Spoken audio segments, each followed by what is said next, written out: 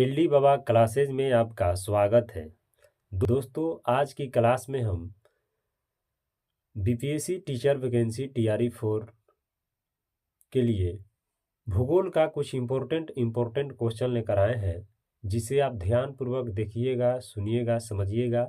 अगर मेरा वीडियो पसंद आए तो लाइक, शेयर और सब्सक्राइब करना बिल्कुल ना भूलिएगा। तो चलते हैं प्रश्न की ओर। प्रश्न है कि जलांकीय संक्रमण सिद्धांत किसने प्रतिपादित किया? किसने प्रतिपादित किया? तो इसका आंसर होगा ऑप्शन नंबर सी, नोटे अस्टीन। अगला प्रश्न है कि मानव भूगोल स्थिर पृथ्वी और क्रियाशील मानव के बीच परिवर्तनशील संबंधों का अध्ययन है। यह किसने कहा? तो यह जो कहा वो किसने कहा? ऑप्शन नंबर बी, सैंपल ने कहा। अगला प्रश्न है कि निम्न में से कौन सघन जनसंख्या वाला क्षेत्र है? तो सघन जनसंख्या वाला क्षेत्र जो है वो ऑप्शन नंबर डी है, दक्षिण पूर्व एशिया प्रदेश। अगला प्रश्न है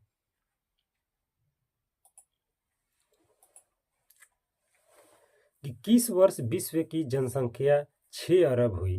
तो इसका उत्तर होगा ऑप्शन नंबर बी, 1999। अगला प्रश्न है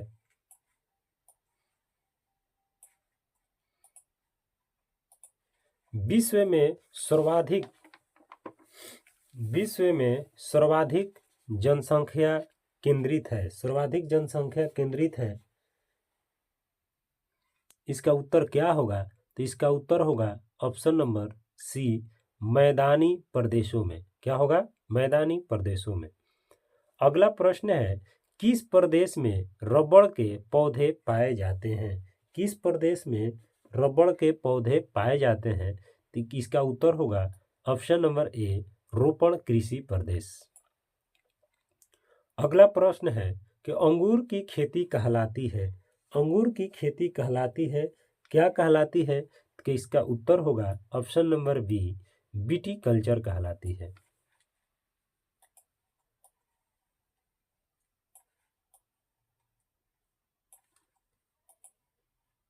अगला प्रश्न है कि चावल की खेती संबंधित है।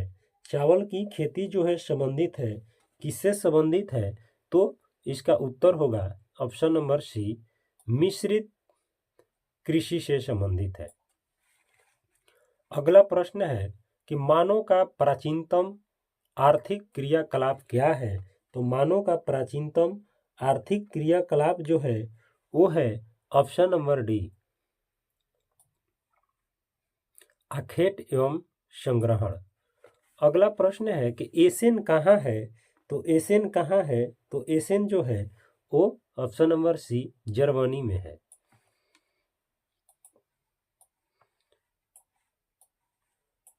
अगला प्रश्न है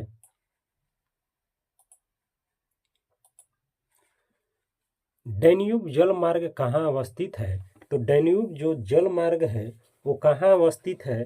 तो इसका उत्तर होगा यूरोप में, ऑप्शन नंबर सी। अगला प्रश्न है कि स्वेज नहर जोड़ती है। स्वेज नहर किसको जोड़ती है? तो ऑप्शन नंबर ए, भूमध्य सागर को लाल सागर से।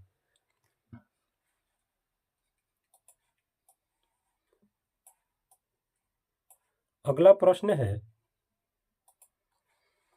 कि पोर्ट सईद कहाँ अवस्थित है? तो पोर्ट सईद जो है वो कहाँ अवस्थित है? तो इसका उत्तर होगा ऑप्शन नंबर डी, मिस्र में अवस्थित है।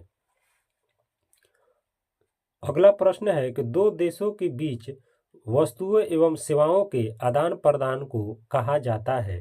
क्या कहा जाता है आदान प्रदान को? तो इसको ऑप्शन नंबर ए, अंतर्राष्ट्रीय व्यापार कहा जाता है। अगला प्रश्न है कि राइन जल मार्ग कहाँ है? तो राइन जल मार्ग जो है वो कहाँ है?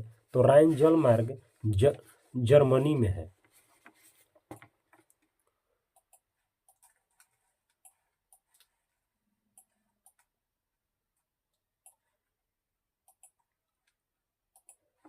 अगला प्रश्न है कि जापान में नगरीय बस्ती के लिए न्यूनतम जनसंख्या है, तो न्यूनतम जनसंख्या कितनी है?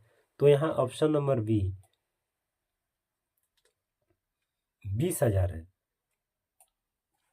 अगला प्रश्न है कि ऑस्ट्रेलिया प्रमहाद्वीप रेल मार्ग जोड़ता है, किसको जोड़ता है? तो इसके आंसर होगा ऑप्शन नंबर ए डार्विन से मेलबोर्न को। अगला प्रश्न है कि ब्रोकन हिल निम्न में से किसका उदाहरण है? तो किसका उदाहरण है? तो इसका उत्तर होगा खनन, ऑप्शन नंबर ए। अगला प्रश्न है कि ऑस्ट्रेलिया प्रम महाद्वीप रेल मार्ग जोड़ता है, किसको जोड़ता है? तो ऑप्शन नंबर ए डार्विन से मेलबोर्न को। अगला प्रश्न है कि ब्रोकन हिल निम्न में से किसका उदाहरण है? तो इसका उत्तर होगा ऑप्शन नंबर ए खनन नगर। अगला प्रश्न है कि मसाई क्या है? तो मसाई जो है वो एक जनजाति है, ऑप्शन नंबर सी।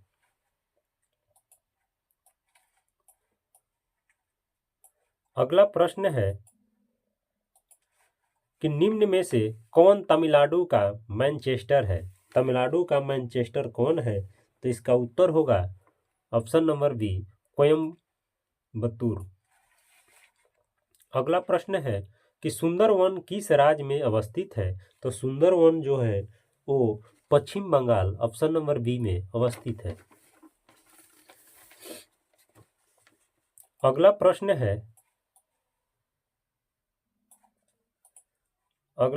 है कि भारत में नगरीय बस्ती के लिए न्यूनतम जनसंख्या है, क्या है न्यूनतम जनसंख्या? तो इसका होगा ऑप्शन नंबर बी 5,000। अगला प्रश्न है कि अंकलेश्वर तेल क्षेत्र कहाँ अवस्थित है? तो अंकलेश्वर तेल क्षेत्र जो है वो गुजरात में, ऑप्शन नंबर सी होगा, गुजरात में अवस्थित है। अगला प्रश्न है कि हुबली किस राज्य में अवस्थित है?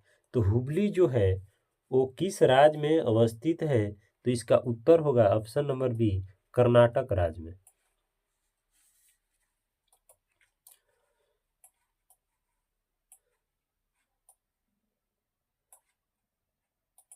अगला प्रश्न है तेलंगाना राज्य की राजधानी कहाँ है? तो इसका उत्तर होगा हैदराबाद में। अगला प्रश्न है कि निम्न में से कौन मुक्त आकाश नीति से संबंधित है? तो मुक्त आकाश नीति से संबंधित जो है वो है ऑप्शन नंबर ए वायु परिवहन। अगला प्रश्न है कि ग्रामीण बस्तियों में से किस कार्य की प्रधानता होती है? तो किस कार्य की प्रधानता होती है? तो ऑप्शन में कृषि कार्य की। अगला प्रश्न है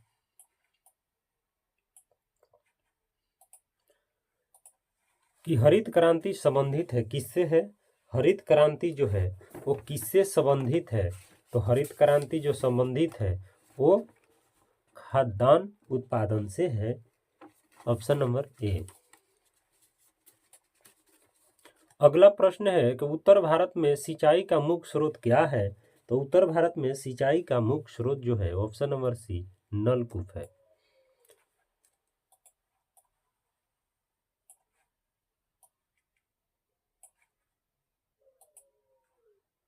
अगला प्रश्न है कि स्लेम संबंधित है किससे? तो ऑप्शन नंबर ए इस्पात से है। स्लेम किससे संबंधित है? इस्पात से है। अगला प्रश्न है कि सोना उत्पादन में अग्रणी राज्य कौन है? तो इसका उत्तर होगा कर्नाटक। अगला प्रश्न है कि सिंगरेनी प्रसिद्ध है, सिंगरेनी प्रसिद्ध किस लिए है? तो ऑप्शन नंबर ए कोयला के लिए प्रसिद्ध है।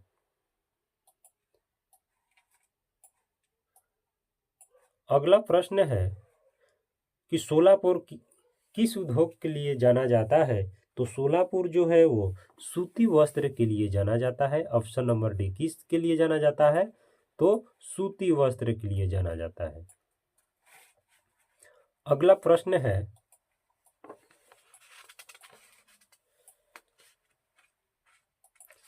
कि बालाघाट मैंगनीज क्षेत्र किस राज्य में स्थित है? तो बालाघाट मैंगनीज जो क्षेत्र है वो option number A Madhya Pradesh, option number A Madhya Pradesh में। अगला प्रश्न है कि सरदार सरोवर परियोजना किस नदी पर स्थित है? तो सरदार सरोवर परियोजना जो है वो नर्मदा नदी पर है। अगला प्रश्न है कि अम्लीय वर्षा का संबंध किस प्रदूषण से है? तो अम्लीय वर्षा का जो संबंध है वो वायु प्रदूषण से है, ऑप्शन नंबर बी।